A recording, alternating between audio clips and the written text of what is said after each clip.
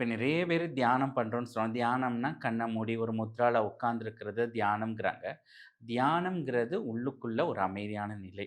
So தியானத்தில நம்ம எவ்வளோ டூரேஷன்ல போறோங்கிறது வந்து நம்ம கையில கிடையாது. அத பிராக்டிஸ் பண்ண ஒவ்வொரு நபர்களுடைய அந்த எவ்வளோ அத ஆழ்ந்து, உள்ளார்ந்து அத அனுபவிக்கிறாங்களோ, அந்த அளவுக்கு அந்த தியானம் வந்து கை கொடுக்கும்.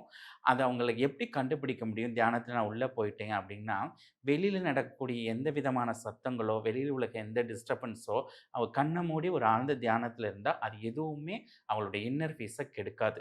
அவங்க அவங்களுடைய பயணத்தில உள்ள இருப்பாங்க. அந்த அளவுக்கு போகக்கூடிய ஒரு தியான நிலைங்கிறது, நம்மளுக்கு லைஃப்ல வேண்டிய வரங்கள் பெறலாம். நம்மளுக்கு என்ன வேணுமோ அது பிரபஞ்சத்த ஒரு கனெக்டடா குடுக்கலாம். பிரார்த்தனை பண்ணலாம். அதுக்கப்புறம் இன்னும் தியான நிலையில ஆழமா போனா, அது ஒவ்வொரு லெவல் இருக்கு. அந்த லெவல் வந்து நம்மளுடைய லௌகிக வாழ்க்கைக்கோ, நம்மளுக்கோ உதவாது. அது ஒரு ஸ்பிரிச்சுவல்ல ஆழமான நிலை.